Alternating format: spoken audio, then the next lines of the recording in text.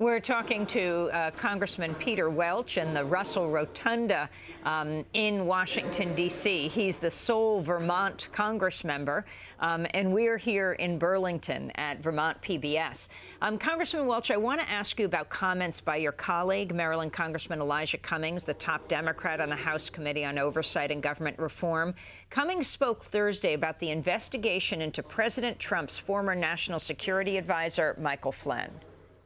I'm releasing a letter that was sent directly to General Flynn on October 8, 2014, from the Office of General Counsel at the Defense Intelligence Agency, his former agency. This letter explicitly warned General Flynn, as he entered retirement, that the Constitution prohibited him from accepting any foreign government payments without advance permission. The Pentagon's warning to General Flynn was bold, italicized, and could not have been clearer. We have no evidence, zilch, that he obtained permission from the Secretary of the Army and the Secretary of State to accept any foreign government payments as required by law.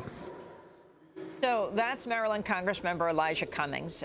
Vermont Congressman Peter Welch, just to correct what I said before, you are the only congressman from Vermont. Of course, there are two senators. But you joined with your Democratic colleagues in the House Oversight Committee in demanding White House documents on Michael Flynn. What are you looking for here? You also have the Trump administration blaming President Obama for giving Michael Flynn security clearance. Well, first, with respect to General Flynn, we're looking for evidence of the payments that he received from foreign governments that would be in violation of the law. There's an immense amount of evidence. He's acknowledged some of this, that he was on the payroll.